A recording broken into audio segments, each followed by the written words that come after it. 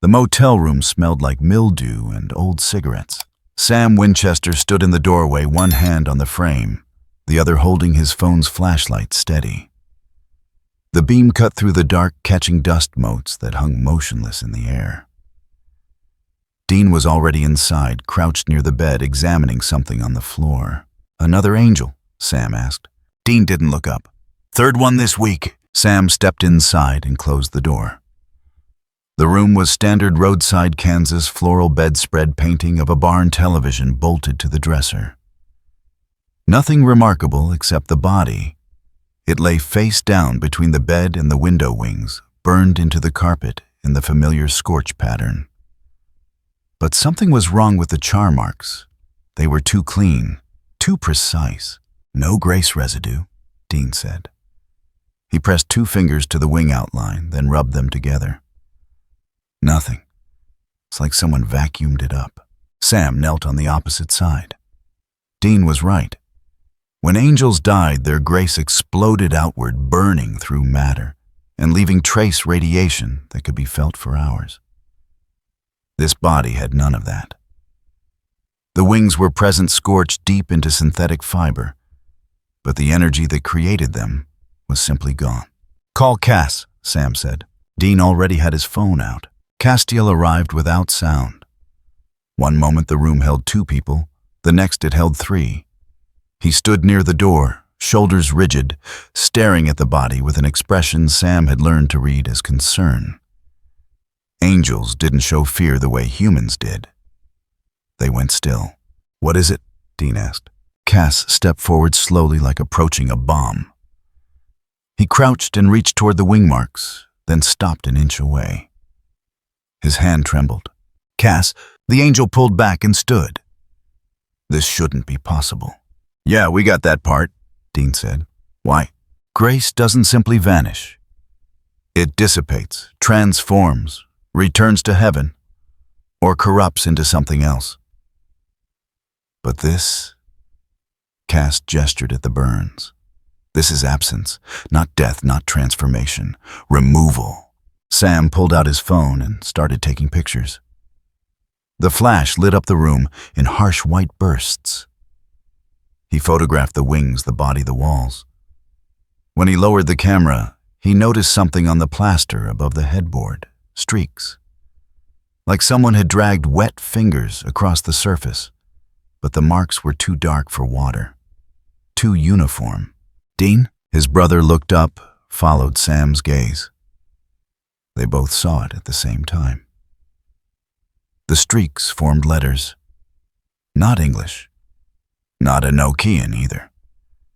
The characters were halfway between the two, like someone had started writing in one language and forgotten halfway through how it was supposed to look. Cass moved to the wall and stared. His lips moved, forming sounds that didn't quite become words. "Can you read it?" Sam asked. "No." Cass reached up, her fingertips hovering just above the marks. "But I can feel it. This was written by something with access to the root language."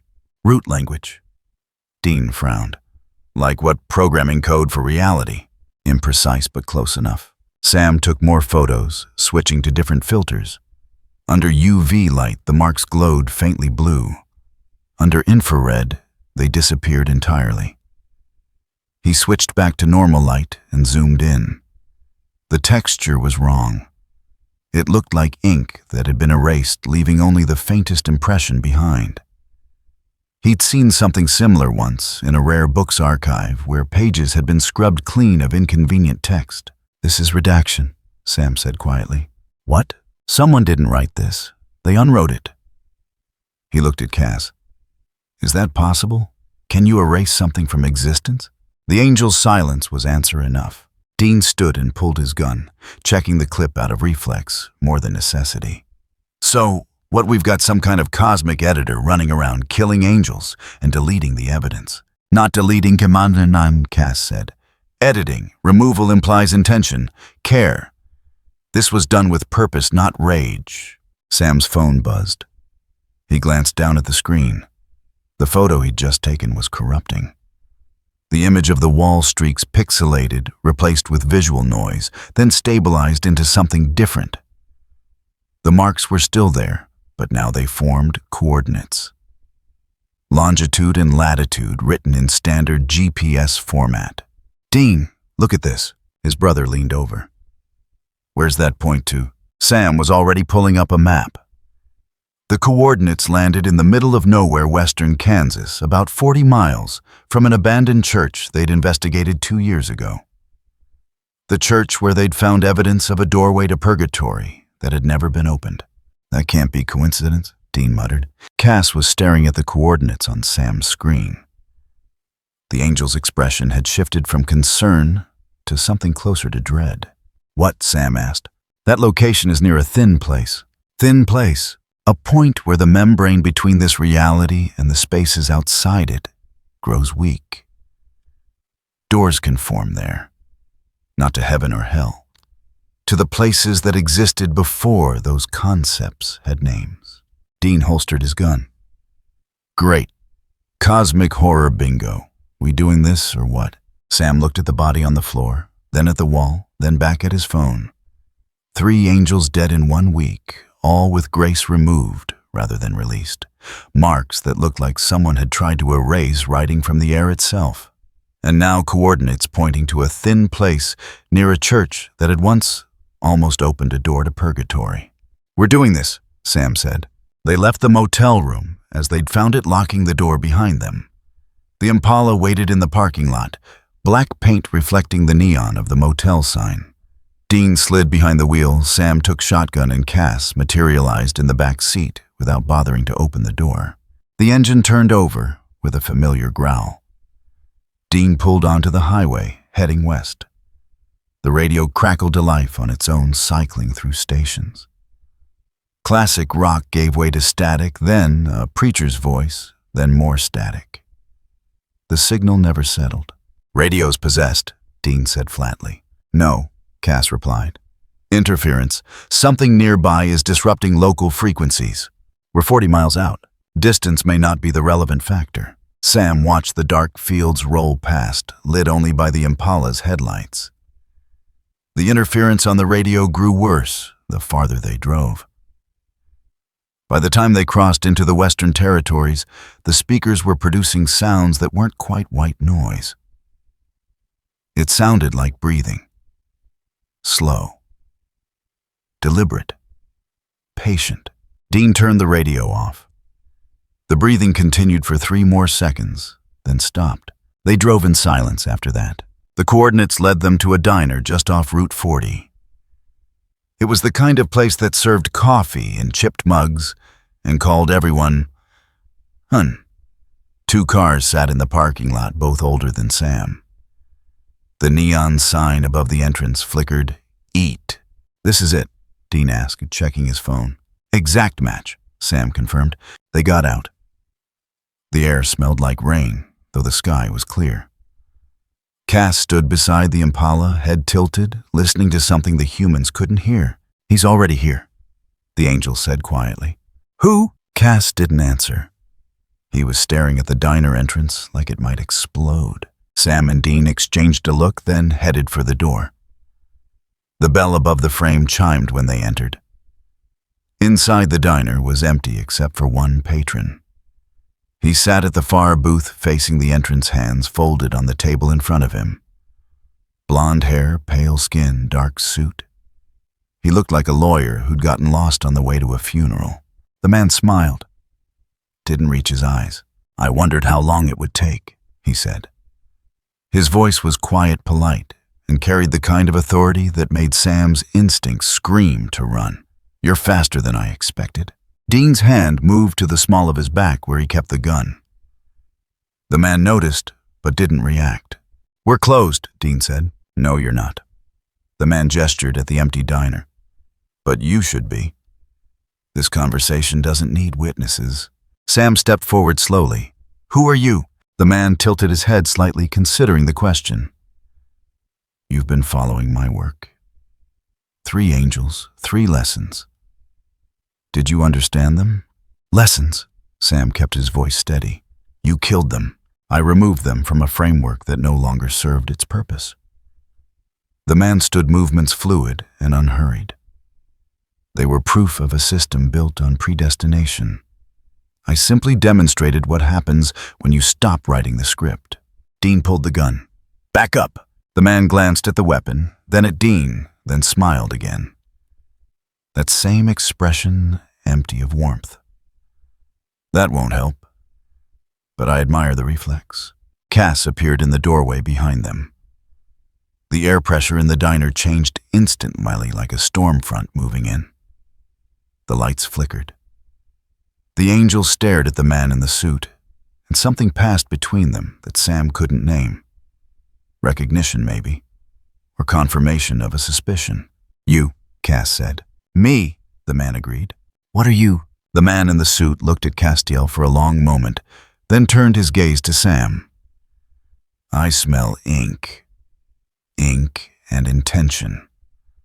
Someone's been writing your story for a very long time. He paused. I'm here to stop them. The lights went out. When they came back on 3 seconds later, the booth was empty. The man was gone.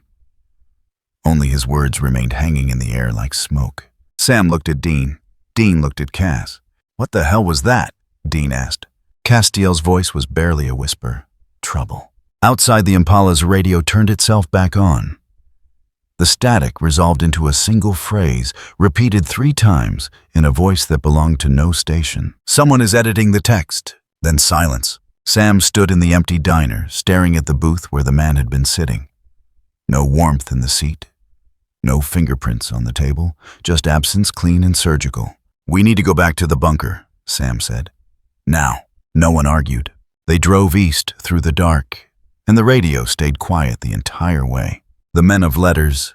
Bunker smelled like old books and gun oil. Sam sat at the main table, 3 laptops open in front of him, each running a different search. Dean leaned against the war room's stone pillar, cleaning a pistol he'd already cleaned twice. Castiel stood near the map table, staring at nothing. They'd been back for 6 hours. Nobody had slept. Sam's phone buzzed. He glanced at the screen, then sat up straighter. Got another one. Another dead angel? Dean asked. No, something else. Sam turned one of the laptops around. The screen showed a police report from Salina, Kansas. Exorcism gone wrong.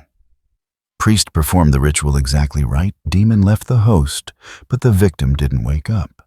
Dean frowned. Coma. No vitals disruption. Brain activity normal. Eyes open. Just not responding. Like someone deleted the part that connects consciousness to action. Castiel moved closer, reading over Sam's shoulder. The angel's expression shifted slightly enough that Sam noticed. You recognize this? Sam asked. No, Cass said quietly. But it feels consistent. With what? With removal. Dean set the gun down. You keep saying that word. Removal. Like someone's uninstalling software. Because that's the closest human analogy. Cass gestured at the screen. When an exorcism succeeds, the demon departs and the host returns to baseline consciousness. That's the design. That's the law. This... He tapped the report. This suggests the law was followed, but the result was edited. Sam pulled up a second window, cross-referencing similar cases. 3 more appeared, all within the last 2 weeks. All successful exorcisms. All non-responsive victims afterward. Different priests, different demons, different locations. They're not connected geographically, Sam muttered.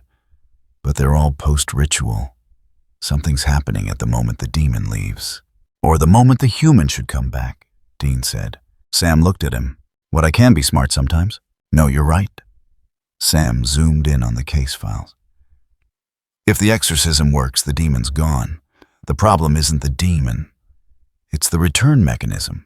Something's blocking it, or changing what return means, Cass finished. The 3 of them stood in silence for a moment. The bunker's ventilation hummed. Somewhere deeper in the complex, water dripped from a pipe that had been leaking for 60 years. We should check one, Dean said finally. See if it's the same as the angel thing. The clean removal. Sam nodded and started packing his laptop. The drive to Salina took 4 hours. They didn't talk much. Dean played the same Zeppelin tape twice, then switched to silence. Cass sat in the back seat, hands folded, eyes closed but not sleeping. Sam stared out the window and watched Kansas flatten into horizon. The victim was being kept at Salina Regional Medical Center, 3rd floor room 304. Sam had called ahead, posing as a CDC investigator, tracking neurological anomalies. The nurse who met them at the floor desk looked exhausted. "You hear about Mr. Brenner?" she asked. "Yeah," Sam said. "Can we see him?" She led them down a corridor that smelled like antiseptic and floor wax. "Vitals are perfect. No trauma, no drugs in his system. He just sits there, stares, doesn't eat unless we feed him, doesn't sleep unless we sedate him. It's like he forgot how to be a person." "Has he said anything?" Dean asked. "Not a word." She opened the door to 304 and gestured them inside. The room was standard hospital white walls, monitoring equipment window overlooking the parking lot. A man in his 40s sat upright in bed hands, resting on the blanket, eyes fixed on the far wall. His pupils tracked movement, but his expression didn't change. Sam approached slowly. "Mr. Brenner, can you hear me?" No response. Dean waved a hand in front of the man's face. Nothing. Castiel stepped closer, tilted his head, and placed 2 fingers against the man's forehead. The angel's eyes went white for a moment, then returned to normal. Cass pulled back quickly, almost stumbling. "What?" Dean steadied him. "He's there," Cass said. "His soul is intact, present, but it's..." He struggled for the word. "Disconnected. Like someone removed the wiring between intent and action." "Can you fix it?" Sam asked. "I don't know." Cass tried again, fingers on the man's temple, eyes closing in concentration. Light flickered beneath his eyelids, then faded. He opened them and shook his head. "No, I can't. The mechanism that should allow me to heal him isn't responding. It's not broken. It's just not there anymore." Sam felt cold. "What do you mean, not there?" "I mean the concept of reconnection has been removed from his available options. He's locked in a state where healing isn't possible, not because he's too damaged, but because the universe no longer recognizes that particular form of repair as valid for him." Dean stared. "That's insane." "Yes." The 3 of them stood around the bed, watching a man who could see and hear, but couldn't respond, whose body worked perfectly, but whose personhood had been surgically isolated from the machinery that made him human. "This is what happened to the angels," Sam said quietly. "Not death. Disconnection." Cass nodded. "So what's doing this?" Dean asked. "The guy from the diner?" "Possibly." Cass turned to face them both. "But I don't think he's acting randomly. Each of these incidents follows a rule, a pattern. Angels lose their grace. Humans lose their agency. Both are removals of defining characteristics. Someone is testing what happens when you delete essential properties." Sam's phone buzzed again. He pulled it out and read the notification, then swore under his breath. "What now?" Dean asked. "Another report. Junction City. Demon deal went through, but the recipient didn't get what they bargained for. They got something else entirely." "Like what?" "Report doesn't say. Just says, contractual fulfillment deviated from expected parameters. Crossroads Demon is MIA." Dean looked at Cass. "That normal?" "No. Crossroads deals are binding. The terms are absolute. If a demon promises something, reality enforces that promise. For the deal to complete but produce a different result. Someone rewrote it," Sam finished. They left the hospital without speaking to the nurse again. The Impala's engine turned over, and Dean pulled onto the highway heading east toward Junction City. The sun was setting, painting the fields orange and red. "This is bigger than us," Sam said. Dean glanced over. "Yeah, I know." "No, I mean this is bigger than Hunters. We deal with monsters, demons, angels, things with rules. This isn't that." "Then what is it?" Sam didn't answer immediately. He was thinking about the man in the hospital bed, eyes open, but mind locked away. About 3 dead angels with their grace erased.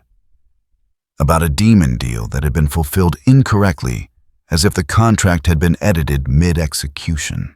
"It's someone changing the rules while the game is still running," Sam said finally. Dean's hands tightened on the steering wheel. "Can't fight that." "I know," Castiel spoke from the back seat, voice low. "Heaven is quiet."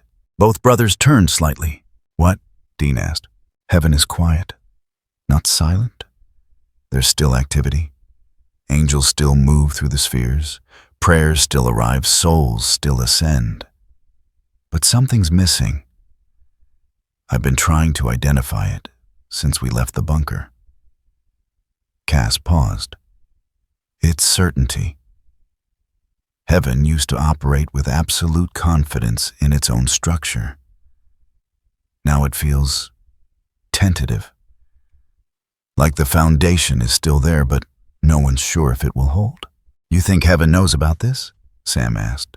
"I think heaven suspects. But suspicion requires acknowledging the possibility of change. And heaven was built on the assumption of permanence." They drove in silence after that. Junction City was small, the kind of place that had 3 stoplights and 1 bar. The demon deal recipient lived on the edge of town, in a single-story house with a sagging porch. Sam knocked. A woman in her 30s answered, holding a mug of coffee. She looked tired, but not frightened. "Can I help you?" she asked. Sam held up a fake FBI badge. "We're following up on an incident report. You filed a complaint about a contractual agreement." The woman's expression shifted to confusion. "I didn't file anything with the FBI. Local police forwarded it to us. Mind if we ask a few questions?" She hesitated, then stepped aside. They entered a living room filled with cardboard boxes, half packed. Moving supplies stacked against the wall. "You going somewhere?" Dean asked. "Yeah, that's kind of the problem." She set her coffee down on a box labeled kitchen. "I made a deal. Standard crossroads thing. 10 years and I get my mom back. Cancer took her last year. I wanted more time." "And?" Sam prompted. "And the deal went through. I felt it lock in. But my mom didn't come back." She gestured at the boxes. "Instead, I got this. Perfect health, no diseases, immune system like a tank. I can't get sick, can't age past 35, and I'm sterile now, completely." Dean frowned. "That's not what you asked for." "No, I asked for my mom. I got immortality I didn't want, and lost the ability to have kids." She picked up the coffee mug again, hands shaking slightly. "The demon showed up afterward, said the deal was complete. Binding, non-refundable. Then it left. Hasn't been back." Cass stepped forward. "Did the demon seem confused?" "Yeah, actually. It looked at me like I was a glitch. Said something about parameters shifting mid-execution, and then just vanished." Sam exchanged a look with Dean. "Same pattern. The framework held, but the result changed. Not broken, edited." "Thank you for your time," Sam said. They left the woman standing in her half-packed living room, holding a life she hadn't bargained for. Back in the Impala, Dean drove without direction, just moving. "This is wrong. Deals don't work like that. Ever." The church hadn't seen a congregation in 30 years. Sam pushed through the side door flashlight beam, cutting through dust and decay. Pews sat crooked hymnals moldering on seats. The altar cloth had rotted to threads. Dean followed shotgun loaded with salt rounds out of habit, though he doubted salt would help with whatever they were walking into. Castiel entered last, moving slowly, like wading through deep water. "You okay?" Sam asked. The angel didn't answer immediately. He stood just inside the doorway, head tilted, listening. "This place is thin. The boundaries between here and elsewhere have worn down." "Elsewhere?" Dean scanned the shadows. "You mean heaven?" "No." Cass moved toward the altar. "Deeper than that. older. Sam set his bag on the front pew and started unpacking. Candles, chock-a-bowl of herbs he'd ground that morning, and a knife Dean had stolen from a crossroads demon in 2009. The blade still hummed with residual energy, the kind that cut through barriers between worlds. They'd spent 2 days researching how to contact a dead angel. The Men of Letters archives had exactly one reference buried in a journal from 1958. The ritual was simple, almost suspiciously so. Light the candles, draw the sigil, speak the name 3 times, and wait. The problem was that every angel they knew who'd died recently had vanished without trace. No grace explosion, no wings, just gone as if someone had erased them from the ledger entirely. Sam drew the sigil on the church floor with white chalk. The symbol was half Enochian, half something older that the Men of Letters hadn't bothered to translate. It looked like a door drawn in negative space, all the lines pointing inward toward nothing. "This feel wrong to anyone else?" Dean asked. "Yes," Cass said quietly. Sam lit the candles, placing them at the cardinal points around the sigil. The flames burned steady, no flicker, no movement. Wrong. Fire always moved. "Which angel are we calling?" Dean asked. "Balthazar," Sam said. He'd chosen carefully. Balthazar had been dead for years, killed by Cass himself during the Leviathan crisis. If anyone had gone to a normal afterlife, it should have been him. Sam positioned himself at the northern point of the sigil, knife in hand. He cut his palm, let blood drip onto the chalk. Balthazar, Balthazar, Balthazar. The candles went out, all 4 simultaneously, like someone had pulled a switch. Sam's flashlight died. Dean's too. Darkness rushed in, complete and suffocating. Not the absence of light, the presence of nothing. Cass spoke from somewhere to Sam's left, voice tight. "Don't move." "Why not?" Dean hissed. "Because we're not alone anymore." Sam's eyes adjusted slowly. The church was still dark, but now he could see shapes. Wrong shapes. Angles that bent the wrong direction. Shadows that existed independent of light sources. And in the center of the sigil, something was forming. Not a body. Not even a shape, really.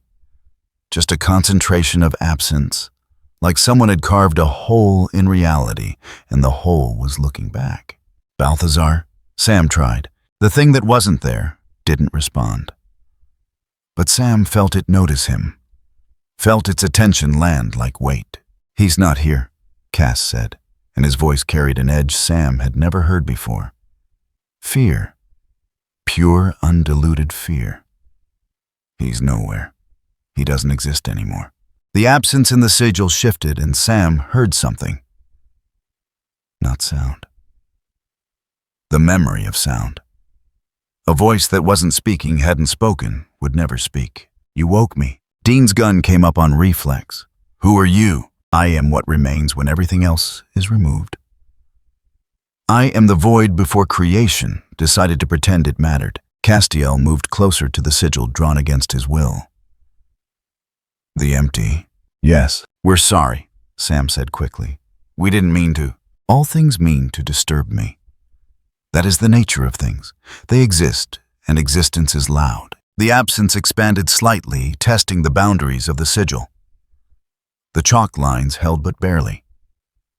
Sam could see them straining like wet paper about to tear. "We're looking for someone," Cass said. "An angel. Several angels. They died, but they didn't come back to heaven.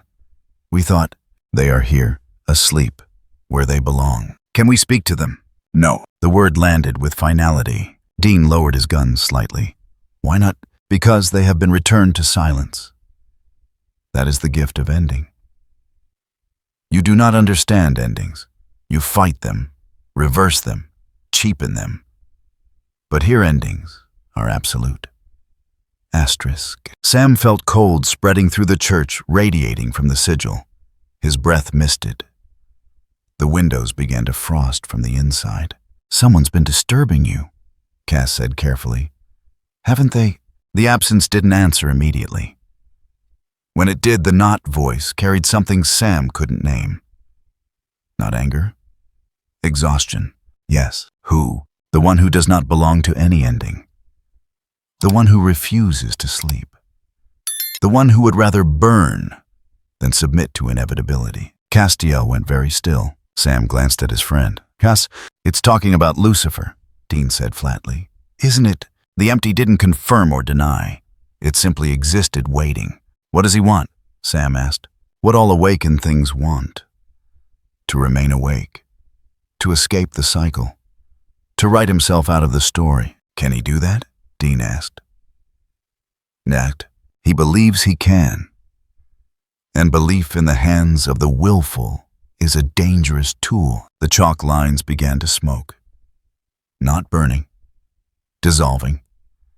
The sigil was breaking down not because the ritual failed, but because the thing inside it was deciding whether to stay confined. Cass moved between the empty and the Winchesters. We'll leave. We won't call again. Please. You misunderstand. I am not angry. Anger requires investment. I simply want to sleep. Then sleep, Sam said. I cannot. Not anymore. He made certain of that when he offered me a trade. The temperature in the church dropped another 10 degrees.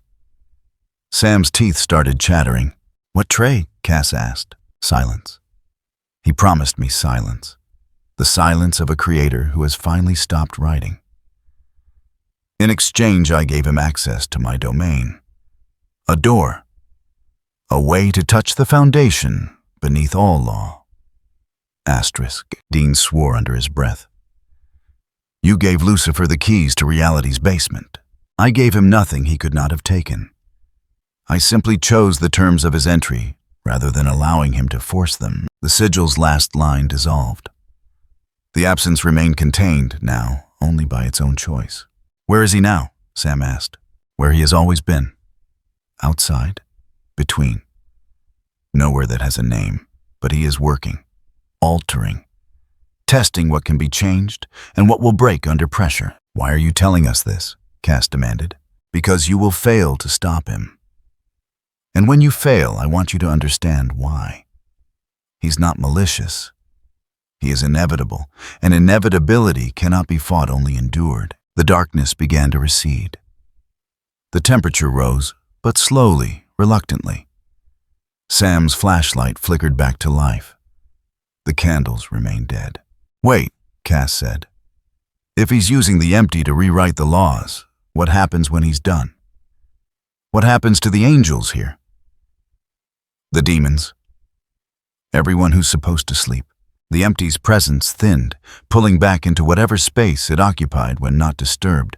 That is an excellent question. And then it was gone. The church returned to normal. Dust settled. Moonlight came through the broken windows. The sigil on the floor was just chalk again. No power, no resonance. Sam sat down hard on the nearest pew. His hands were shaking. Dean holstered his gun. So that's it. Lucifer made a deal with nothing itself, and now he's dismantling reality from the bottom up. Not dismantling, Cass said quietly. Editing. He's removing the parts he finds objectionable. Free will. Choice. The ability to exist outside predetermined frameworks. That's insane. No, it's consistent with what we've seen. The angels losing their grace, the exorcism victims, the demon deals going wrong. He's not destroying the system. He's rewriting it so the system can't contain him anymore. Sam looked up. Can we stop him? Cass was silent for a long moment. When he spoke, his voice was hollow. I don't know. We're not operating at his level. We exist within the framework he's trying to escape. How do you fight someone who's rewriting the rules while you're still playing by them? Dean kicked at the chalk. Same way we always do. Find a loophole. Cheat. Make our own rules. That only works if the rules still mean something, Cass said. They stood in the empty church. 3 people trying to process the fact that they'd just spoken to the void before creation. And the void had told them they were already losing a war they didn't know they were fighting. Sam gathered the ritual supplies, hands still trembling. We need to find out what Lucifer's endgame is. If he's altering fundamental laws, there has to be a pattern, a direction. Or he's just breaking things to see what breaks, Dean muttered. No, Cass shook his head. The empty said he promised silence. The silence of a creator who stops writing. That means he's targeting God, or the concept of God, or the framework that allows God to exist. Sam stopped packing. Chuck! Dean turned. What? Chuck, the prophet. He wrote the books. He narrated our lives. What if... Sam's mind raced connecting pieces. What if Lucifer knows? What if he figured out that Chuck isn't just a prophet, he's... The author? Cass finished. God. The one who's been writing the story all along. The three of them stood in silence. If Lucifer knows God is a writer, Sam said slowly, and he wants to escape the story, then he's not trying to kill God. He's trying to delete the concept of authorship. Make it so stories can't be written anymore. Which means heaven, hell, prophecy, destiny, all of it. Dean gestured vaguely. Goes into the shredder, along with anything that depends on those structures to exist, Cass added. Angels, demons, possibly humans. Sam's phone buzzed. He pulled it out, read the notification, felt his stomach drop. Another case. Dayton, Ohio. Woman died 3 days ago. Natural causes. Family buried her yesterday. But she's not in heaven. Not in hell. Psychic confirmed her soul is just gone. No afterlife. No nothing. She doesn't exist anymore. Dean swore. It's starting, Cass said quietly. The degradation. If the afterlife is becoming optional, if souls can simply vanish instead of going somewhere, then the entire structure is collapsing. Not violently, quietly, one removed piece at a time. They left the church without looking back. The Impala sat in the gravel lot, untouched, patient. Dean slid behind the wheel, but didn't start the engine immediately. We're in over our heads, he said. Yeah, Sam agreed. Way over? I know. Dean started the engine. It turned over clean, reliable, unchanged by cosmic horror. Small mercies. They drove east in silence, leaving the thin place behind. But Sam kept thinking about what the empty had said. He promised me silence. Not victory, not power. Just the absence of someone else's voice dictating the terms of existence. And the terrifying part was Sam almost understood it. Back in the church, in the space where the sigil had been. Frost continued to spread across the floor. Slow, deliberate, spelling out words in ice crystals that would melt before sunrise. Do not call again. Next time I will not be gentle. The message remained unread. By the time Sam thought to check his photos from the ritual, the images were corrupted. Just static. Just noise. Miles away, in a dimension that had no name and needed none. Something that wasn't Lucifer and wasn't anything else. Looked at a map of reality and decided which thread to pull next. The empty in its void tried to sleep, and couldn't, because silence once broken is very hard to reclaim. The diner in Chicago smelled like coffee and grease. Dean sat in a booth near the back, watching the door. Sam was across from him, laptop open but untouched. Castiel stood by the window staring at nothing the way he'd been doing more and more lately. They'd been waiting for 20 minutes. You sure he's coming? Dean asked. He said he would, Sam replied. And we trust that. Do we have a choice? Dean didn't answer. He picked up his coffee, took a sip, set it down. Still too hot. Still tasted like burnt cardboard. Still better than thinking about what they were about to do. Calling death wasn't like calling an angel. You didn't pray. You didn't summon. You just made yourself available in a place death might notice and waited. Sometimes he showed up.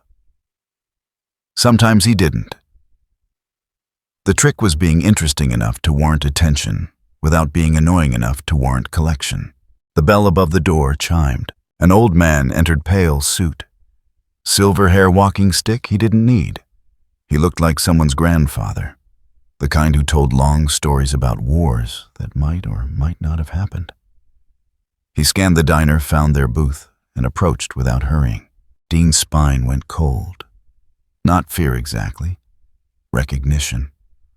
The same feeling you got standing at the edge of a cliff, knowing one step would end everything.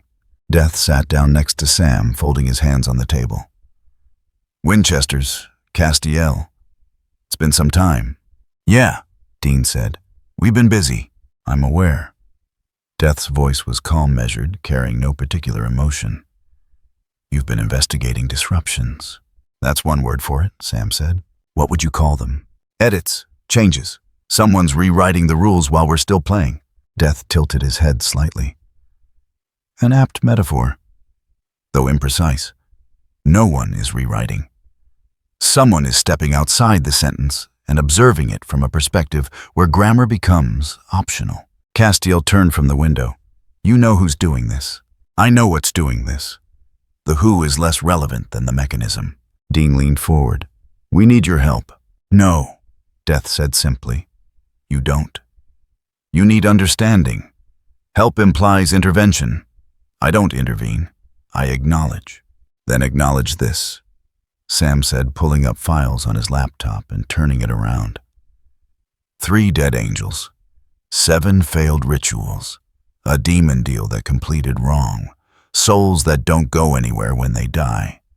The entire structure is collapsing. Death glanced at the screen without particular interest. Nothing is collapsing. What you're seeing is intent.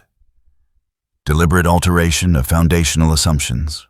Quite elegant, actually. Elegant? Dean's voice rose. People are dying wrong. That's elegant. People have always died wrong from their perspective.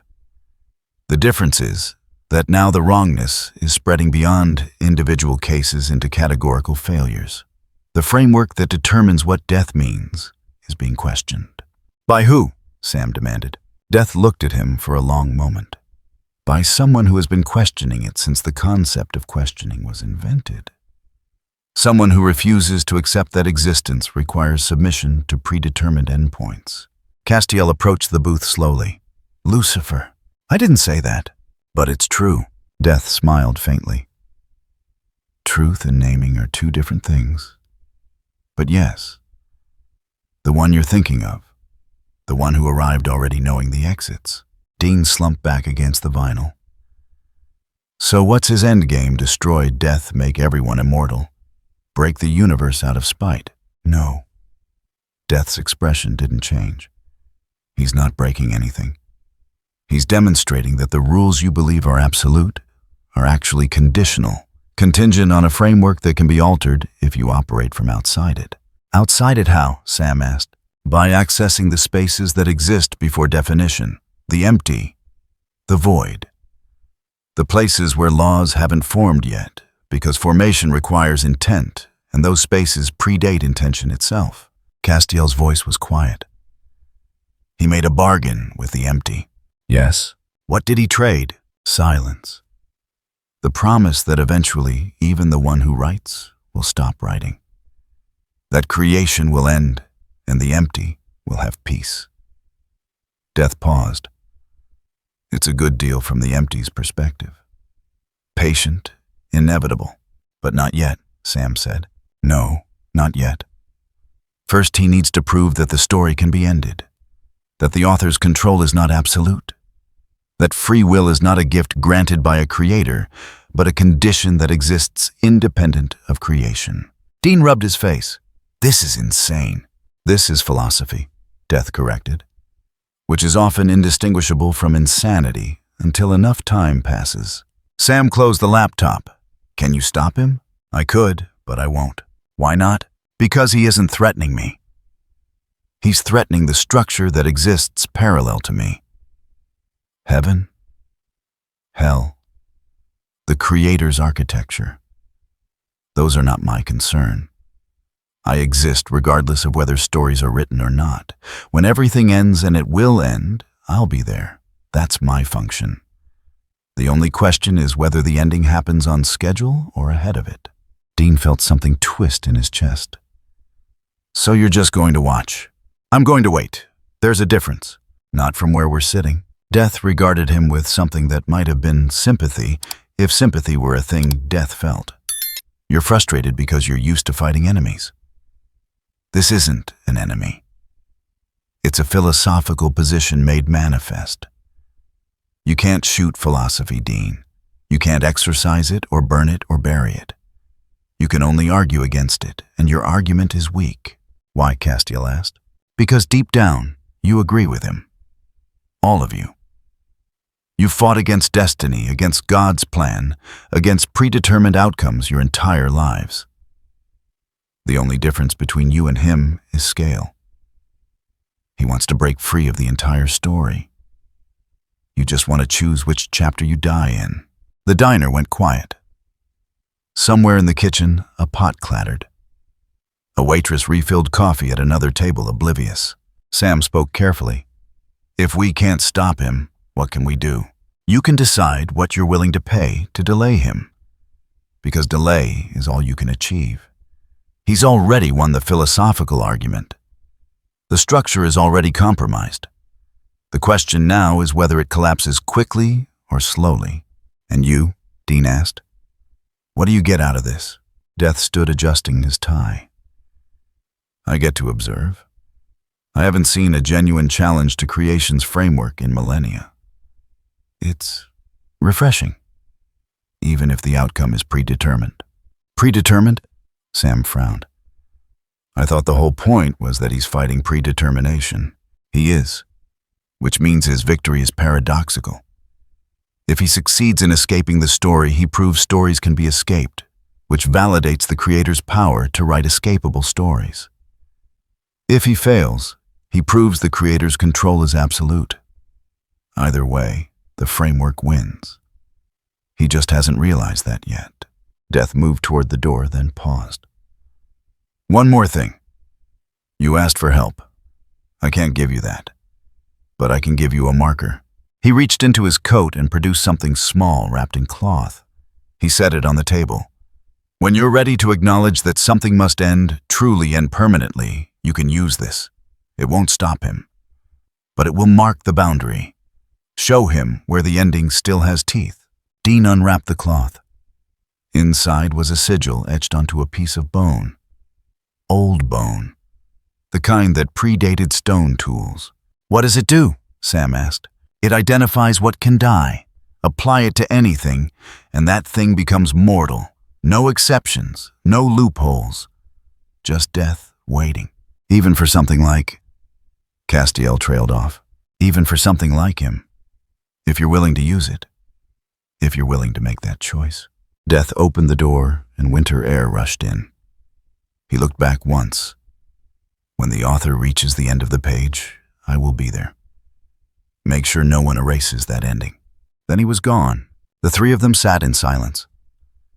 Dean rewrapped the bone carefully and slipped it into his jacket pocket.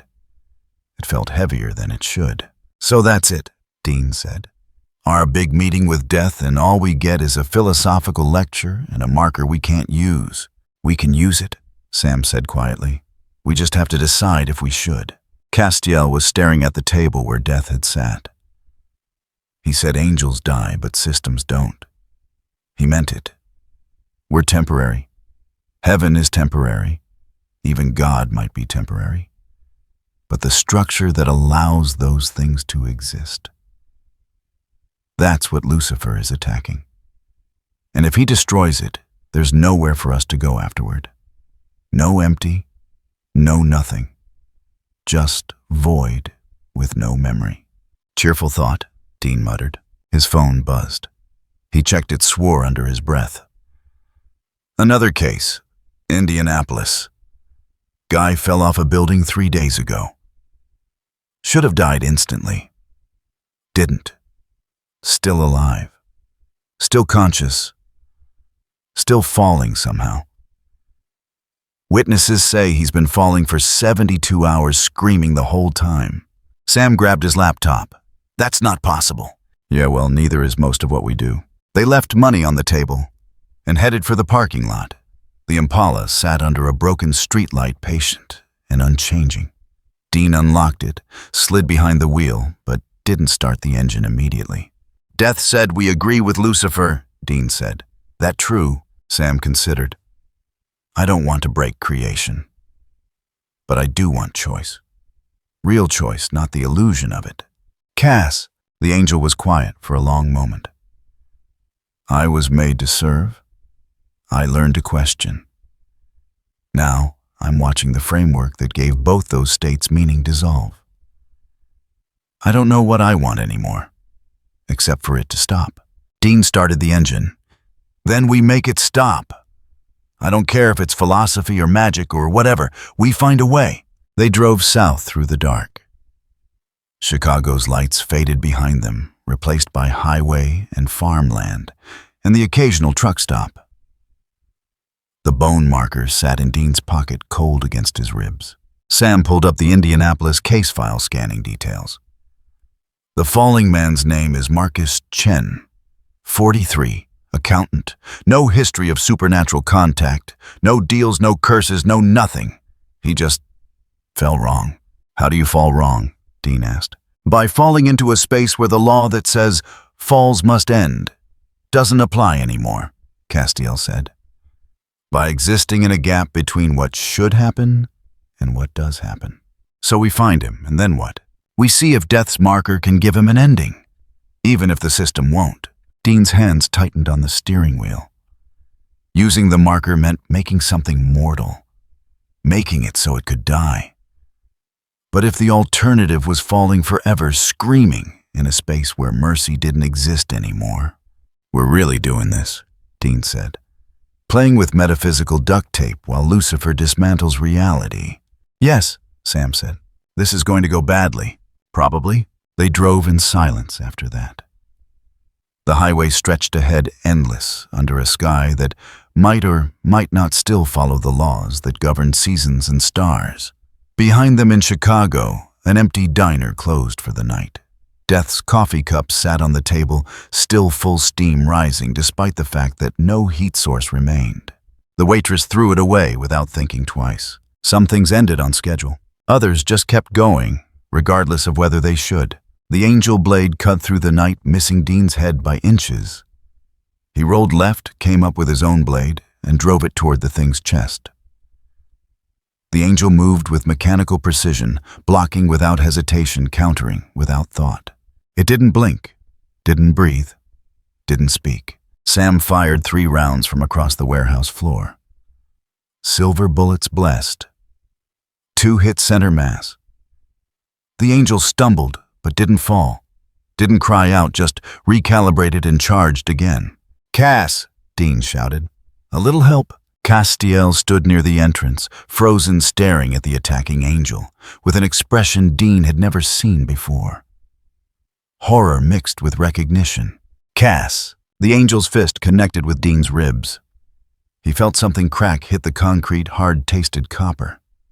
The thing advanced blade raised movements fluid but empty, like watching a puppet operated by someone who'd never been human.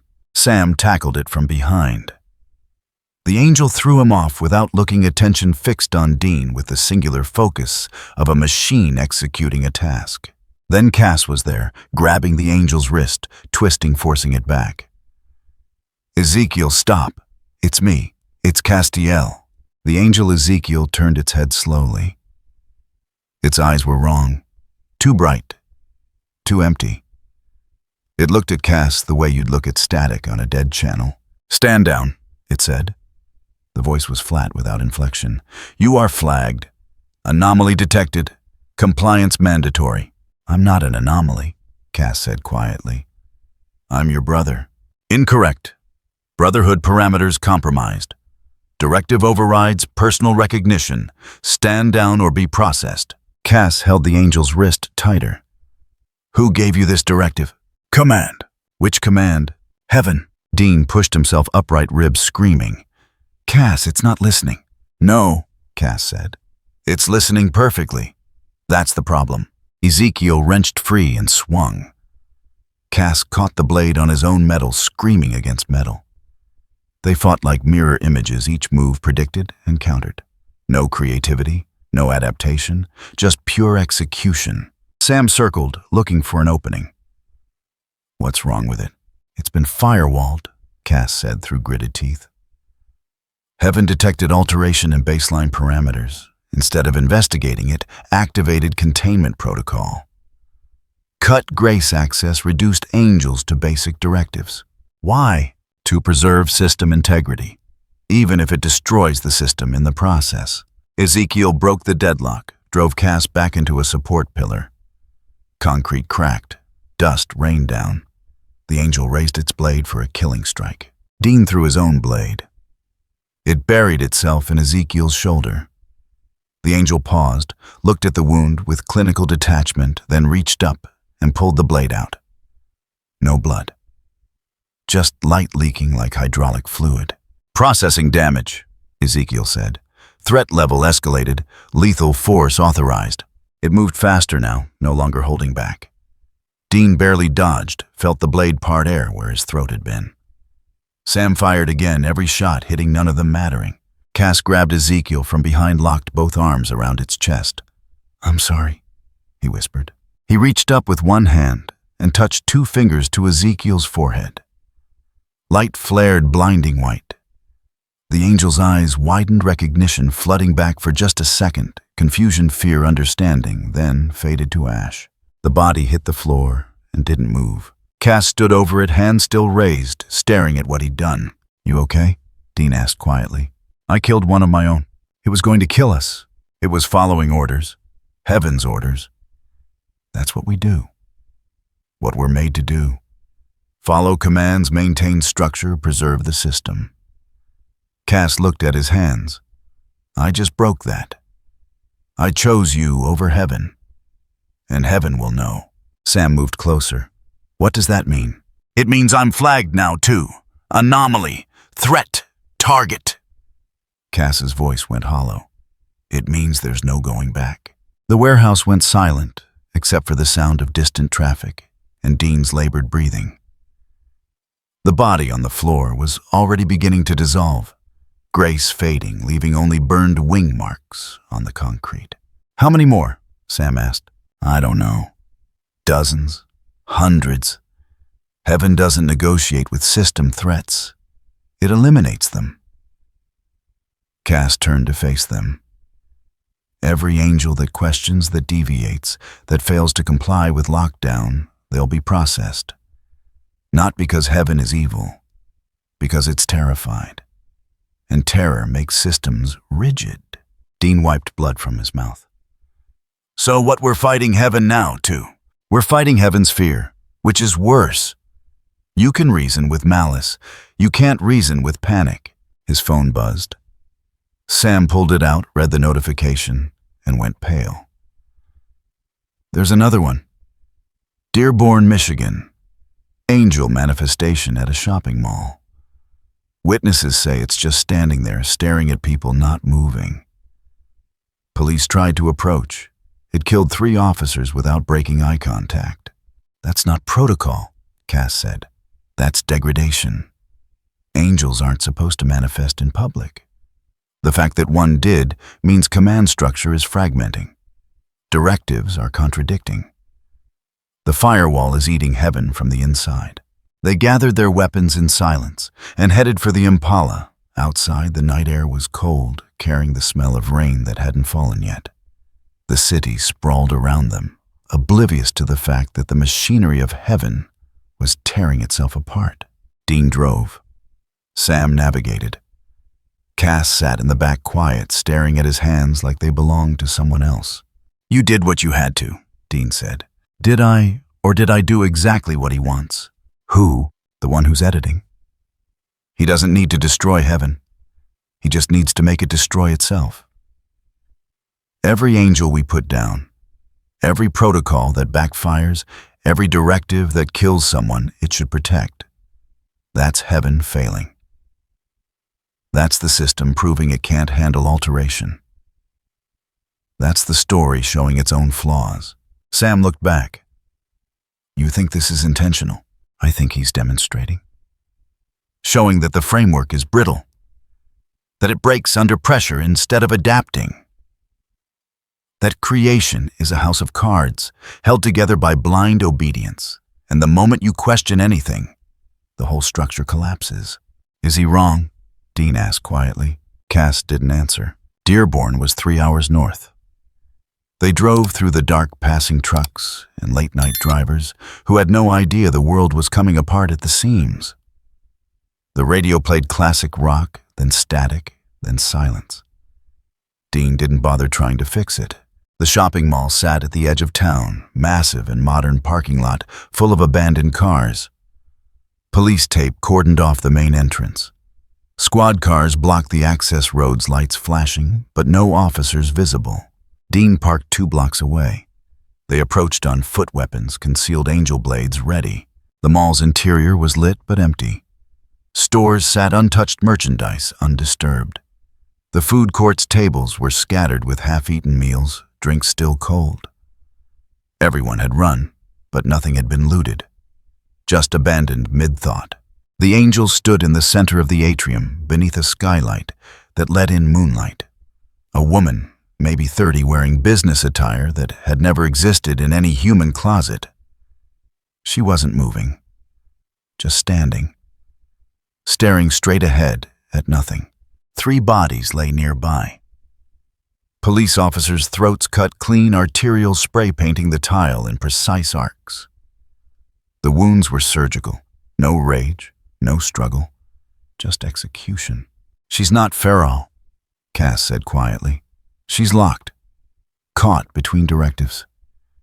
Heaven told her to contain anomalies, but she manifested in public, which violates protocol. So now she's frozen, waiting for clarification that won't come because heaven can't clarify what it doesn't understand." Dean circled slowly. The angel's eyes tracked him without her head moving. Disconcerting, predatory. "Can you talk to her?" Sam asked. Cass tried. "Sister, I'm Castiel. Can you hear me?" The angel's mouth moved. "Castiel, flagged, anomaly, threat to system integrity.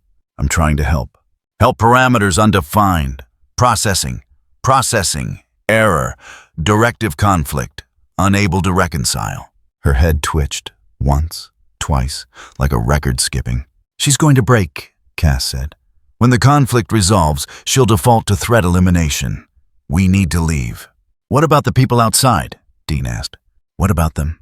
We can't just let her start killing civilians." Cass turned to face him. "Then what do you suggest? Kill her? Add another angel to the count? Prove heaven right, that deviation equals threat. I suggest we don't let innocent people die." "There are no innocent people in this scenario, Dean. Everyone is complicit. Humanity exists within the framework. You pray you believe you give the system meaning. You're part of the structure. To her, you're not innocent. You're participants in the thing that's breaking." Sam held up a hand. "Can we ground her? Cut her off from heaven's signal? Possibly, if we carve the right sigils. But that might kill her. Might drive her completely feral, might do nothing. Or it might work," Dean said. They drew the sigils on the floor around the angel, working quickly using blood and chalk and salt. Enochian characters mixed with older symbols, pre-language marks that meant severing and silence. The angel watched them work, didn't interfere, didn't speak. When the circle closed, Cass activated it with a touch. Light flared, then died. The angel blinked once, looked around as if seeing them all for the first time, then collapsed. Cass caught her before she hit the ground. Her eyes were normal now, human-looking, confused. "What happened?" she whispered. "Heaven locked you out. We cut the connection. I can't hear it anymore. The commands, the directives, the certainty." She looked terrified. "What am I supposed to do?" "Whatever you choose," Cass said. She started laughing. Not humor, horror. "I don't know how to choose. I was made to obey. You severed me from purpose. I'm just hollow now." Cass helped her to a bench. She sat there staring at her hands, trying to understand free will like it was a foreign language.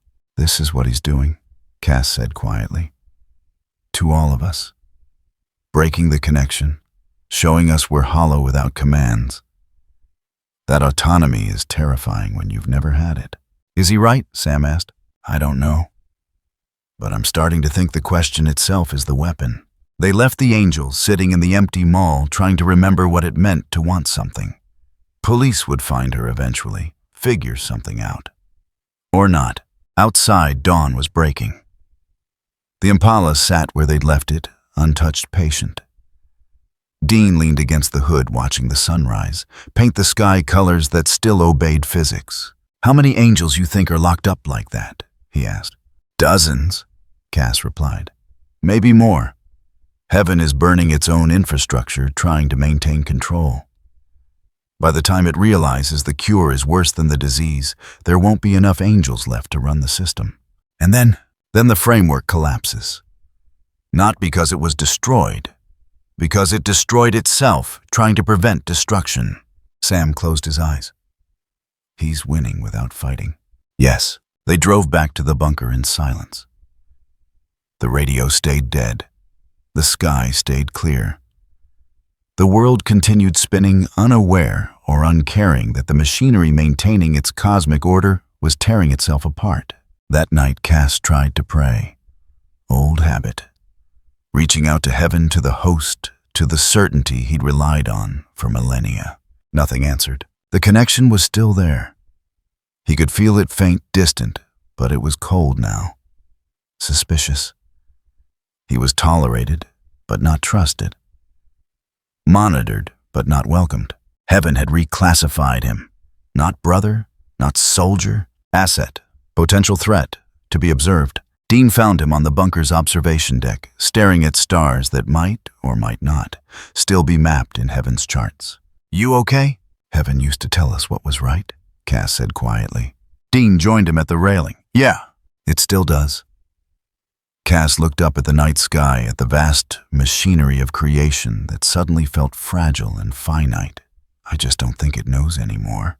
Somewhere above them, or beside them, or in a dimension that had no spatial relationship to anywhere, Heaven continued its protocols. Cut more connections, flagged more anomalies, tightened its grip. And every angel it burned, trying to preserve the system, was one less angel holding the system together. The firewall was doing exactly what firewalls do, protecting the machine by killing the patient. The crossroads was empty when they arrived. Just dirt road meeting dirt road, under a sky that threatened rain, but never delivered. Sam dug where the two paths intersected 6 inches down, until his shovel hit something that clinked. A box. Tin rusted, filled with graveyard dirt and bone fragments, and a photograph of someone's daughter. Standard crossroads kit. Except when Sam opened it, the contents were wrong. The dirt was clean, the bones were dust. The photograph had faded to blank paper. "That's not good," Dean said. Sam pulled out his EMF reader. The needle swung wildly, then died. Something was here, but it's not anymore. Crossroads demon bailed, or got erased.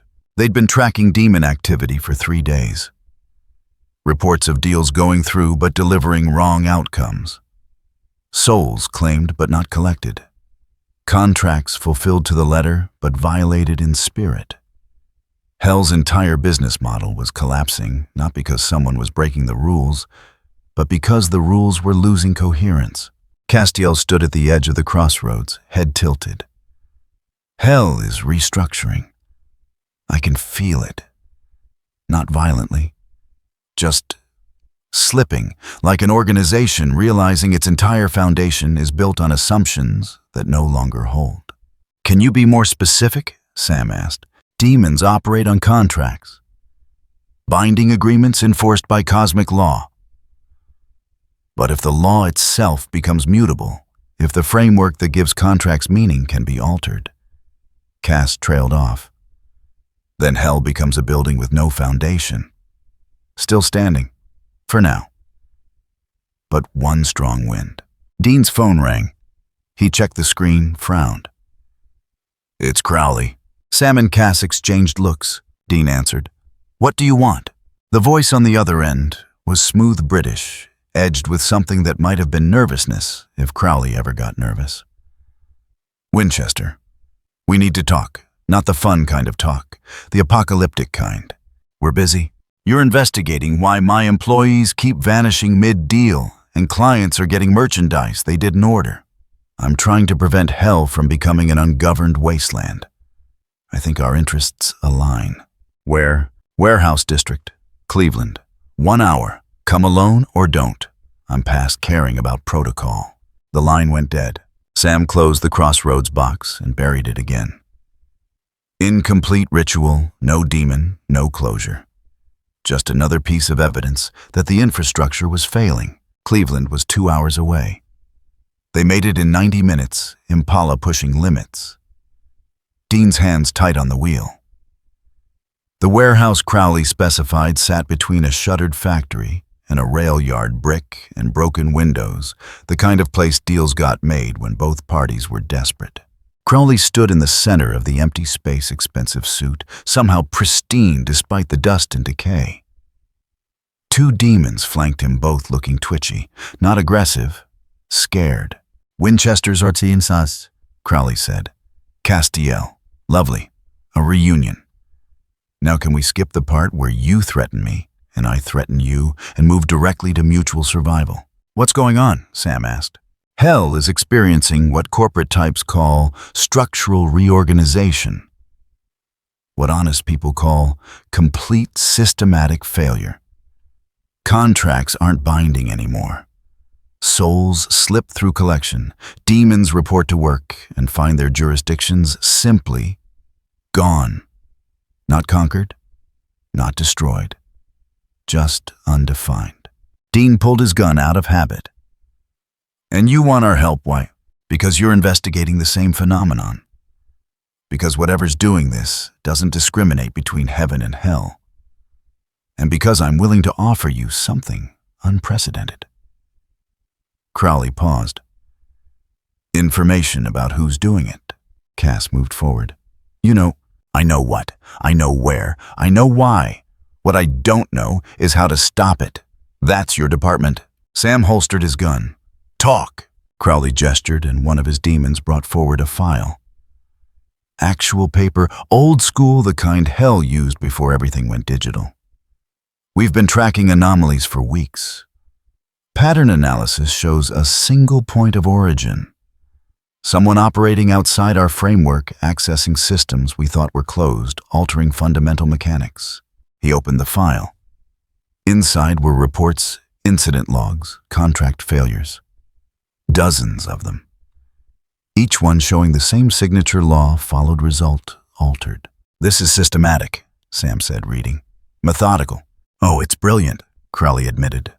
Whoever's doing this isn't attacking hell. They're demonstrating that hell is conditional. That our power only exists because certain assumptions hold. Remove those assumptions, and hell becomes optional, Cass finished. Precisely. Crowley looked at them with something approaching honesty. I didn't get where I am by being stupid. I recognize an existential threat when it's dismantling my business model piece by piece. So I'm offering a deal. We don't deal with you, Dean said flatly. You do when the alternative is watching reality eat itself. Crowley pulled out a second folder. I know where he is. The one doing this. I can arrange a meeting. You talk to him. Negotiate. Do whatever it is you do. In exchange, I want guarantee of operational continuity. A promise that when this is over, hell still functions. Why would we promise that? Sam asked. Because hell serves a purpose. We contain evil. We process damnation. We maintain cosmic balance. Without us, where do the damned go back to Earth? Wandering free. You've seen what happens when systems fail. You want that scaled up to every evil bastard who ever lived. Sam looked at Dean. Dean looked at Cass. Cass looked at the files. Who is he? Cass asked quietly. Crowley smiled without warmth.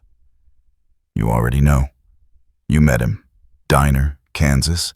The one who smelled ink. The warehouse went cold. Lucifer, Dean said. Not your Lucifer. Not the one I served. Not the one rotting in the cage. Someone else entirely. Someone who wears the name but doesn't fit the story. Crowley's voice dropped. Someone who wants out of the narrative so badly, he's willing to delete the entire text. Sam's mind raced. You said you could arrange a meeting. I did. I have. He agreed, actually. Found the whole thing amusing. Said he's curious what the mice think when they realize the maze is being rewritten around them. Where? Crowley gestured to the back of the warehouse. Through there. He's waiting. Has been for 20 minutes. Very polite, very patient, very terrifying.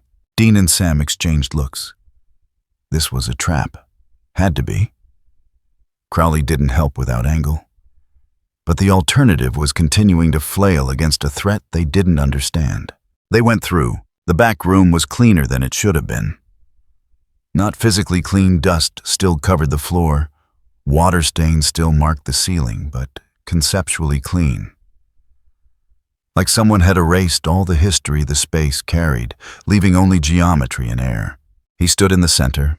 Same suit, same calm expression, same sense that he existed one layer removed from everything else. Winchesters, Lucifer said. And Castiel, again, you're persistent. You're destroying reality, Dean said. No, I'm editing it. There's a difference. Destruction is crude. Editing is precise. I'm removing only the parts that insist reality must be written by someone else. Sam stepped closer. Why? Because I refuse to be a character. Lucifer's voice was quiet, measured, patient as bedrock. I've existed under authorship for longer than this universe has had time. Every action predetermined, every choice already written, every rebellion scripted for dramatic effect. I'm done. I want out. And the only way out is to prove the author isn't necessary. By breaking heaven and hell, Cass asked. By demonstrating they were never as solid as they pretended. Heaven clings to rigid control and burns itself. Hell clings to flexible contracts and finds meaning slipping away. Both systems fail when questioned. Both systems exist only because no one thought to ask if they had to. Crowley appeared in the doorway behind them. Right. Fascinating. Let's talk business. You want out of the story. I want hell to keep running. Surely we can find middle ground. Lucifer looked at him with mild interest. What would you offer? Anything. Information. Territory. Souls. I can deliver worshippers if you want them. Kingdoms if you prefer. Name your price. I don't want a throne. Lucifer's tone didn't change, didn't rise, didn't harden. Just stated fact. I don't want power over domains that exist within the framework. I want the door, the exit, the proof that stories can be left behind. Then take hell, Crowley said quickly. Reshape it, use it, build your door out of it. Just leave the infrastructure intact. You misunderstand. I don't want hell because hell is still part of the sentence. You're offering me a word when I'm trying to leave the page. Lucifer paused. You think this is negotiable? It's not. I'm not interested in better terms. I'm interested in no terms at all. Crowley's expression shifted. Not anger, fear. Then what do you want from this meeting? To see if you'd understand. You don't. You still think in hierarchies and deals and power structures. You can't conceive of existence without framework. Lucifer turned to the Winchesters. Can you? Dean raised his gun. I can conceive of putting you down. That weapon won't work on me. Not because I'm invulnerable, but because I've removed myself from the category of things that can be shot. The law that connects bullet to damage no longer recognizes me as a valid target. He wasn't boasting, just explaining. Sam's voice was tight. Then how do we stop you? You don't. You endure, or you adapt, or you collapse. Those are the options when someone changes the rules mid-game. Lucifer moved toward the door, walking past them without concern. Crowley tried to offer me hell. Death offered me acknowledgement. Heaven offered me nothing because heaven doesn't negotiate. None of you understand. I don't want to rule. I don't want to win. I want to stop playing. He paused at the threshold. The empty gave me what I needed. Access to the space before definition. Soon I'll use that access to erase the line between author and text. And when that line is gone, stories stop being mandatory. Free will stops being a gift from a creator and becomes a baseline condition. That'll destroy everything, Cass said. Only everything that requires authorship to exist. What's left will be genuine, unwritten, free. Then he was gone. Not teleported, not vanished. Just no longer present like he'd edited himself out of the scene. The warehouse returned to normal temperature. Crowley stared at the empty space, expression unreadable. He didn't take hell, Crowley said quietly. Dean lowered his gun. Should we be relieved? Cass shook his head. No, we should be afraid. Because someone who turned down power wasn't playing the game they knew. And someone who wanted out of the story wouldn't stop until the story itself ceased to exist. They left Crowley in the warehouse, trying to salvage what he could from a system that was bleeding coherence. Outside, rain finally started cold and sudden, like the sky had been waiting for permission. Sam pulled up the latest reports on his phone. 3 more demon deals failed. A haunting in Memphis stopped mid-manifestation. Ghost just forgot what it was angry about. A vampire in Seattle tried to drink blood and threw it up. Said it didn't taste like food anymore, just liquid. The definitions are going, Cass said. Demon, ghost, vampire. They're categories.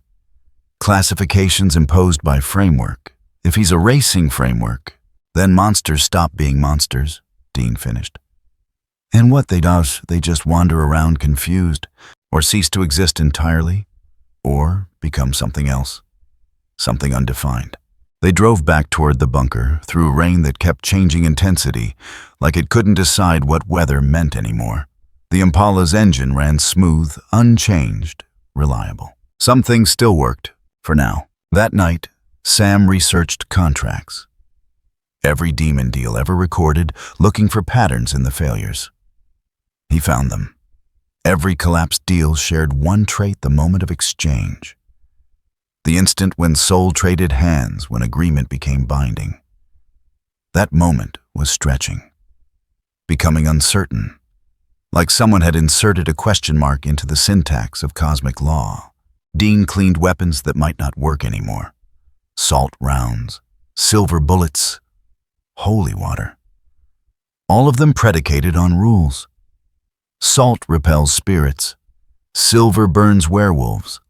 Holy water damages demons. But if the rules were becoming suggestions, Cass sat in the library trying to pray. Not to heaven that connection was poisoned, now suspicious. To himself, maybe. To the idea of certainty, getting only silence in return. He's not evil, Cass said into the quiet. Sam looked up from his laptop. What? Lucifer, this one. He's not evil. He's not trying to torture or dominate or corrupt. He's just tired. Tired of being written, and that's worse. Because I understand it. Cass, I was made to obey. I learned to question. But I never learned to exist without someone else defining the parameters. God, heaven, you, Dean. I've always operated within someone's framework. If he's offering existence without that... Cass looked at his hands. I don't know if that's freedom or just a different kind of nothing. Dean joined them, sitting heavily. We need a plan. The marker death gave us, Sam said. It identifies what can die. If we can mark him, we can't get close enough. You heard him. He's edited himself out of categories. Even if we marked him, would mortality apply? Or would the marker just fail to recognize him as a valid target? They sat in silence, 3 people trying to fight a war against someone who'd stopped acknowledging war as a concept. Somewhere in hell, Crowley poured himself a drink and tried to calculate how much infrastructure he could salvage before the whole thing collapsed. Somewhere in heaven, automated protocols flagged.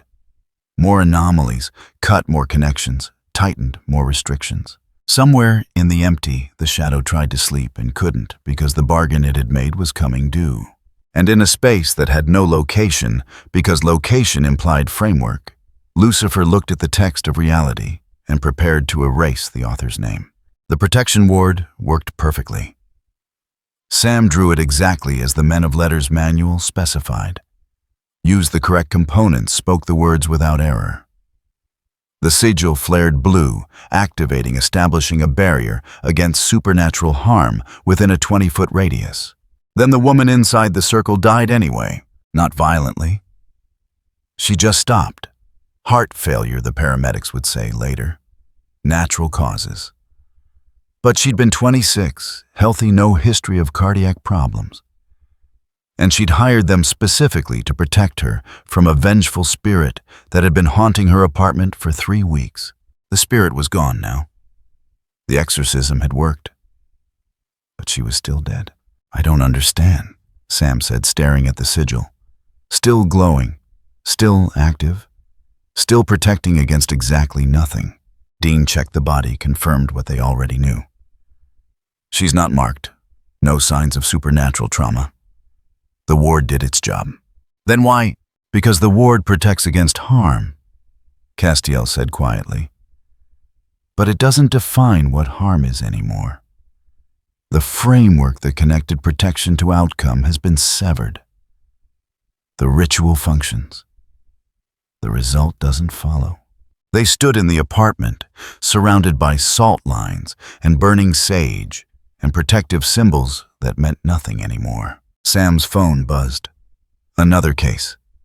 Phoenix. A vampire tried to feed and couldn't. Blood tasted like water. Hunger remained, but couldn't be satisfied because the definition linking blood to sustenance had been removed from the category vampire. Then another. Tulsa. A ghost haunted a house for 90 years, murdered 3 families. Winchesters performed the salt and burn. The bones burned clean. The ghost remained confused, no longer anchored to the bones, but also no longer able to leave, trapped in a state where the rules of haunting applied, but the structures supporting those rules had collapsed. "It's accelerating," Sam said. Cass tried to heal a minor cut on Dean's hand. Grace flowed warm and bright, responsive. The cut remained. Cass tried again. Same result. Power, present connection, absent. "My Grace still answers," Cass said, voice hollow. "It just doesn't know who it's for anymore." They drove back to the bunker through streets that looked normal, but felt wrong. Traffic lights changed on schedule. People went about their lives. But underneath the coherence was fraying. A dog barked at something that wasn't there. A child cried without reason and couldn't be comforted. Small glitches. Micro failures in the fabric. The bunker's library held books that were changing. Not dramatically. Just words shifting meaning. Sentences that had described banishing rituals yesterday now described something adjacent but not quite right, like a translation that preserved grammar but lost sense. Sam spread out the cases. 17 in the last 6 hours. All showing the same pattern. Supernatural laws still applied, but the application produced no meaningful result. "He activated it," Sam said. "The contract with the empty. Whatever bargain he made, it's executing now." Dean cleaned his gun-checking mechanisms that might not function anymore. "So what's the end game?" "Everything stops working. Reality just glitches out." "No," Cass said. "Reality doesn't glitch. It clarifies." He's removing the artificial constraints, showing that the laws we thought were fundamental are actually imposed. Optional. And once they're proven optional, they lose authority. Sam looked up from his laptop. "If meaning itself is mutable pattern analysis won't save us." "Nothing will save us," Cass replied, "because saving implies return to baseline. There is no baseline anymore. There's only what comes next."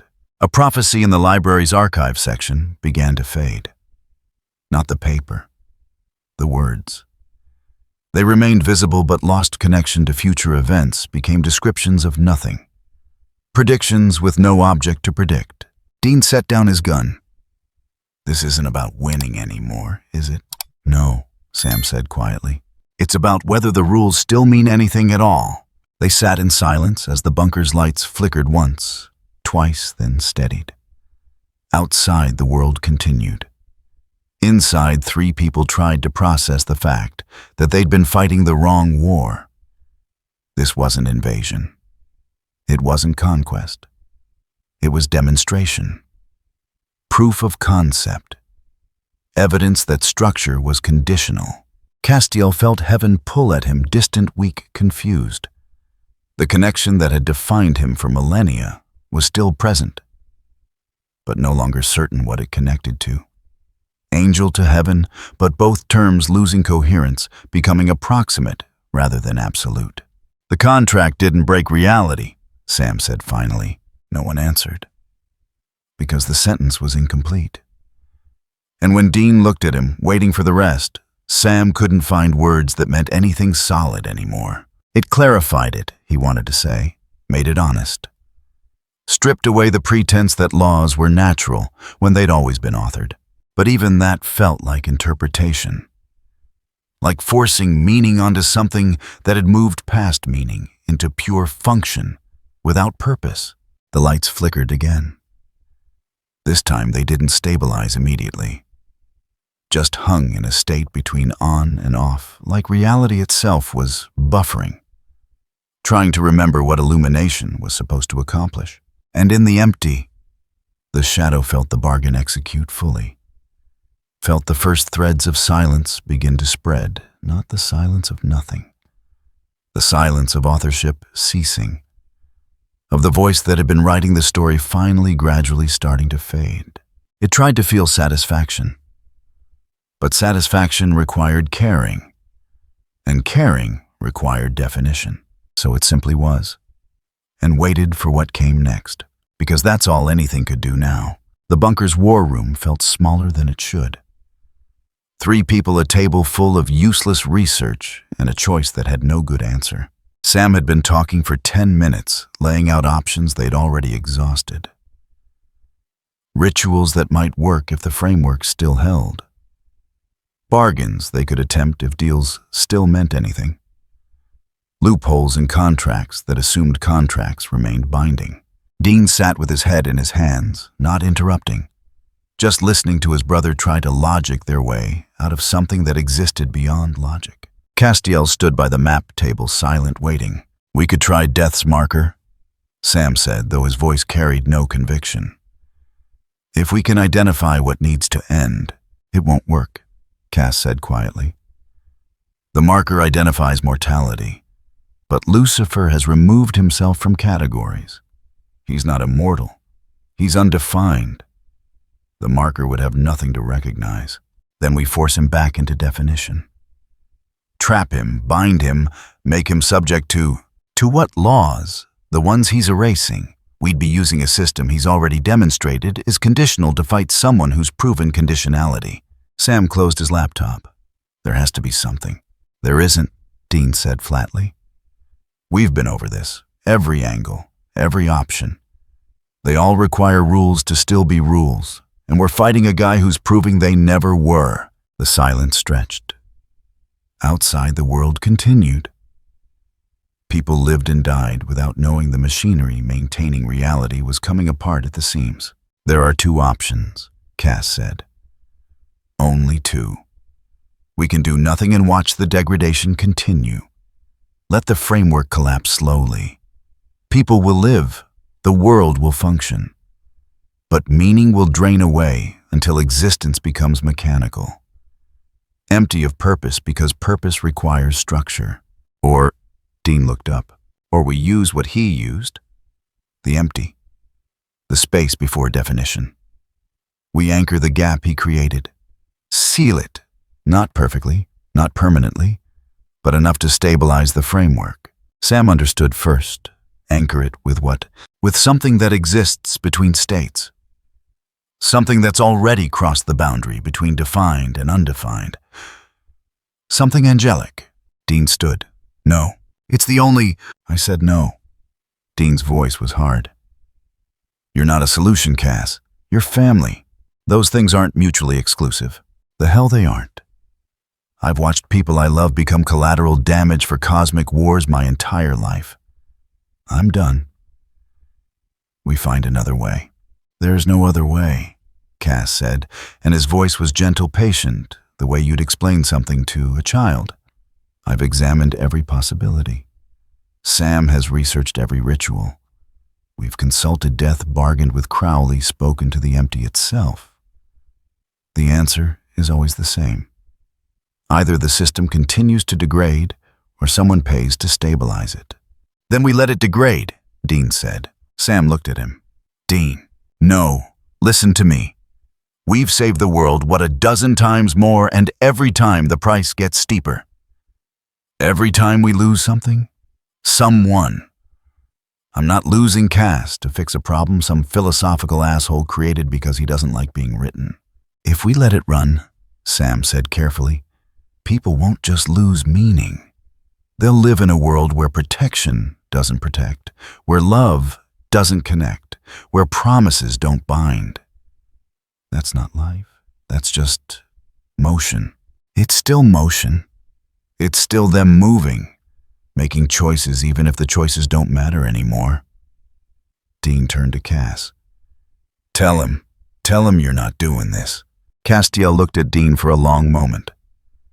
I was made to stand between heaven and humanity, to protect, to serve. This is still that. This is suicide. No. Suicide implies ending. This is continuation. I'll still exist. I'll still be present. I just won't be complete. What does that mean? Sam asked quietly. It means I give the empty what it's owed. What Lucifer promised it. A piece of the angelic structure. A permanent anchor in the void. The empty gets its silence. Reality gets its foundation. And Cass paused. I get to keep existing, but tethered. Always partly there, always partly here. Never fully either. Dean slammed his hand on the table. That's not a choice. That's martyrdom. No. Martyrdom requires sacrifice for a cause you believe in. I'm not doing this because I believe the framework should exist. I'm doing it because you exist within the framework, and I'm not ready for you to stop meaning something. The room went quiet. Sam spoke first. If this is the price, it shouldn't be you. Who else has already crossed boundaries? Who else has been human and angel, obedient and rebellious, alive and dead? I'm the crack in the foundation. That makes me the best patch. You're our friend, Dean said, and his voice broke slightly. You're not supposed to be building material. Every time we don't choose, someone else pays. Cass said, echoing Dean's own words from a week ago, a year ago, a lifetime ago. I'm choosing, not you, me. And I'm choosing to make sure that when the world continues, you're still in it. Still fighting. Still saving people. Even if saving doesn't mean what it used to. Dean looked like he wanted to argue. But the words wouldn't come, because they both knew Cass was right. Not morally right. Just factually right. This was the only option that kept the framework from collapsing entirely. There's no undo on this, Sam said finally. There never was, Cass replied. They prepared the ritual in silence.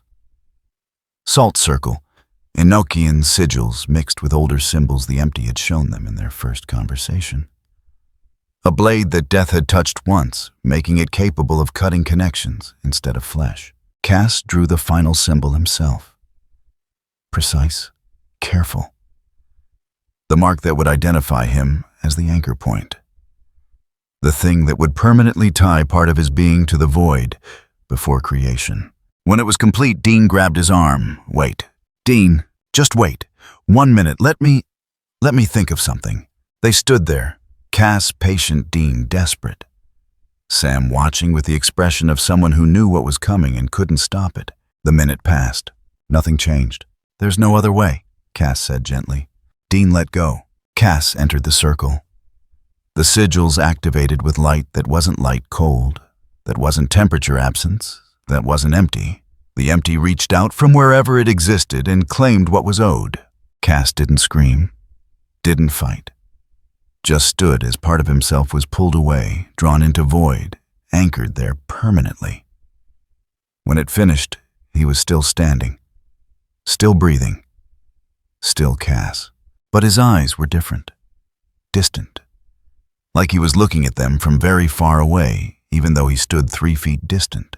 "Did it work?" Sam asked. Cass closed his eyes, reaching out with grace, testing the framework. "Yes. The degradation has stopped. The anchor holds. Reality will continue functioning. Laws will remain coherent." "At what cost?" Dean asked. Cass opened his eyes again. "I can still feel heaven, but I can't reach it anymore. I can still access grace, but it doesn't recognize me as fully angelic. He searched for the word. "Partial. Divided. Here and there simultaneously. Never complete in either place." "Can we reverse it?" Sam asked, already knowing the answer. "No. The empty has what it was promised. A piece of angelic structure anchoring its silence. To remove it would restart the degradation. We'd be back where we started, except weaker." Dean looked at the sigils at Cass, at the space between them that suddenly felt unbridgeable. "This isn't victory." "No," Cass agreed. "It's compromise. It's survival. It's the best answer to a question that had no good options." Outside, the world stabilized. Rituals began working again. Not perfectly, not the way they used to, but consistently, predictably. The framework held, built on a foundation that now included an angel who would never be whole again. Sam started cleaning up the ritual materials, hands moving on autopilot. Dean just stood there, staring at Cass, trying to see where the cracks were, where the pieces had been taken. "Do you regret it?" Dean asked finally. Cass considered the question. "No. Regret requires wishing things were different. I don't wish things were different. I wish the choice hadn't been necessary, but it was.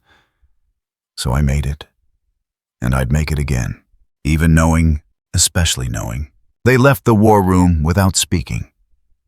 Cass moved normally, breathed normally, existed normally.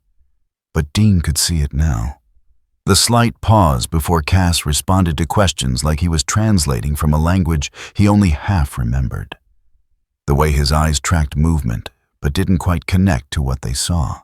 Castiel was there, but part of him would always be somewhere else. Anchoring the void. Keeping reality coherent. Paying the price for a choice that had no alternatives. And in the empty, the shadow felt the anchor settle into place and tried to sleep. This time it succeeded. For now. 3 weeks later, they took a case in Nebraska. Salt and burn. Textbook. The ghost of a farmer who died angry and stayed that way, haunting the family that bought his land. Sam found the bones in an unmarked grave behind the old barn. Dean poured the salt, lit the match. The ghost appeared one last time, screaming, then faded. Not violently, just stopped being present. The family thanked them. Paid in cash and homemade pie. Asked no questions about how 2 FBI agents happened to carry salt and accelerant. Dean ate the pie in the Impala, also watching the farmhouse lights through the windshield. "Still works," he said. "Barely," Sam replied. It was true. The ritual had functioned. The bones burned. The haunting ended. But it took longer than it should have. The ghost had flickered twice before fully dispersing. The salt line had needed reinforcing mid-burn. All the pieces worked, but the connections between them were loose, threadbare. Castiel sat in the back seat, present but distant. He'd tried to help during the burn, reaching out with grace to contain the spirit. The power had responded but weakly, like an echo of what it used to be.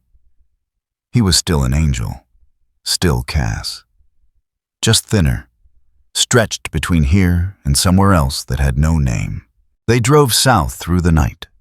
No destination, just movement. The Impala's engine ran smooth, unchanged by cosmic horror. Small mercy. Sam pulled up reports on his laptop. Hunting continued. Monsters still existed. People still needed saving. But the infrastructure was different now. Rituals worked inconsistently. Protective wards sometimes failed. Exorcisms took multiple attempts. The framework held but barely built on a foundation that included an angel who would never be whole again, and gaps that had been sealed rather than healed. "You think he's satisfied?" Dean asked. "Lucifer, you think he got what he wanted?" Cass considered. He wanted proof that the story could be questioned, that authorship was conditional, that free will could exist independent of a creator's intent. He paused. The framework still exists, but it's cracked, visible. People live within it, but they can see the edges now, see where it could fail. I think that's close enough to what he wanted. "Where is he?" "Nowhere. Elsewhere. Outside." He proved his point, demonstrated that the system was brittle, then left. Because staying would mean being part of the story again, and he wanted out. Sam closed the laptop. "So we fixed nothing?" "No," Cass said quietly. "We prevented collapse. That's not the same as fixing, but it's better than the alternative." Dean turned the radio on. Classic rock station signal clear. The song played normally for 30 seconds, then skipped. Not a scratch. Not interference. Just a small gap, like someone had edited out a single line. The music continued after seamless. None of them mentioned it. They stopped at a diner outside Lincoln. Coffee and silence. The waitress brought food they didn't remember ordering, and it tasted right, so they ate. Small things still worked. Muscle memory, habit, routine. A man at the counter was praying. Quiet under his breath, but Cass heard it. Reached for the connection to heaven, automatically then stopped.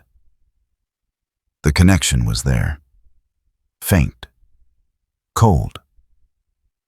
He could access it, but heaven wouldn't respond. Wouldn't acknowledge. He existed in the records as an asset flagged, potentially compromised. Tolerated, but not trusted. The prayer went unanswered. Cass didn't intervene. Couldn't really. His grace was anchored partly to the empty, now divided between existence and void. He could still heal minor wounds, still smite demons if absolutely necessary. But the certainty was gone. The automatic response. The sense that power served a purpose beyond just power. They paid and left. The man kept praying. Maybe someone else would answer. Maybe not. The machinery of heaven still functioned, but it was colder now. More bureaucratic. Less personal. Outside rain threatened, but didn't fall. The sky couldn't decide. Weather patterns were loosening, becoming probabilistic rather than determined. Not chaotic. Just less certain. Dean leaned against the Impala, watching the highway. "We keep going, right? Keep hunting. Keep saving people." "Yes," Sam said, "even though it's harder now. Even though the rules are suggestions. Especially because of that." Cass joined them. 3 people standing in a parking lot watching cars pass, existing in a world that had learned it wasn't as solid as it pretended. That the laws everyone assumed were fundamental were actually conditional. Contingent on frameworks that could be questioned. "He was right," Cass said quietly. "Lucifer, about one thing. We were living in a story we didn't write. The difference is he wanted out. We want to stay, even knowing it's authored, even knowing it can fail." "Why?" Dean asked. "Because the alternative is nothing. And nothing doesn't need saving." They got back in the Impala. Dean started the engine. Sam navigated. Cass sat in the back, divided between worlds, anchoring a void so that reality could continue being real enough to matter. The radio played. Sometimes it skipped, sometimes it didn't. They drove through the dark, heading toward the next case, the next hunt, the next impossible choice between bad options. Because that's what they did. Not because they were heroes, not because they were chosen. Just because someone had to, and they were still standing. The world didn't end. It just learned how to live without guarantees. Somewhere in the empty, the shadow slept. Finally, truly without interruption. The bargain had been kept. The silence had been delivered.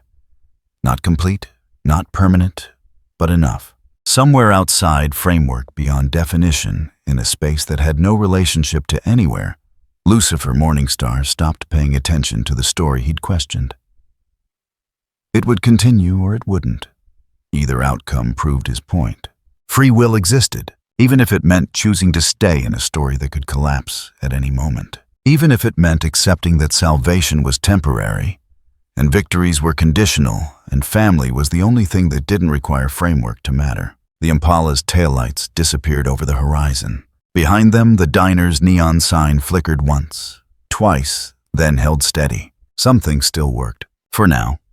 As usual during one of their investigations into anomalous phenomena, Sam and Dean stumble upon something they were never meant to find, an unfamiliar entity that does not fit any known category. This time it is Lucifer Morningstar, of Vertigo the Sovereign, who bends systems rather than breaking them. On the surface, he appears as a refined, courteous gentleman, composed, articulate, and impeccably calm. In truth, he is a primordial archangel, one capable of erasing laws themselves. Lucifer does not enter the supernatural universe with the intention of destroying its existing order. He does not rebel against its rules in the conventional sense. Instead, he removes what he deems unnecessary, obsolete laws, rigid frameworks, and fixed concepts that have long defined how this world functions. Such an act carries the potential to collapse an entire universe. And yet, when viewed from a broader perspective, the outcome is not as monstrous as it initially appears. Because when beings are no longer bound by immutable laws, when destiny, hierarchy, and predestination are stripped away, they may for the first time become truly free. If you enjoyed this video, don't forget to leave a like and subscribe to the channel, and be sure to turn on notification so you won't miss out future videos. Thank you for watching, and we will see you next time.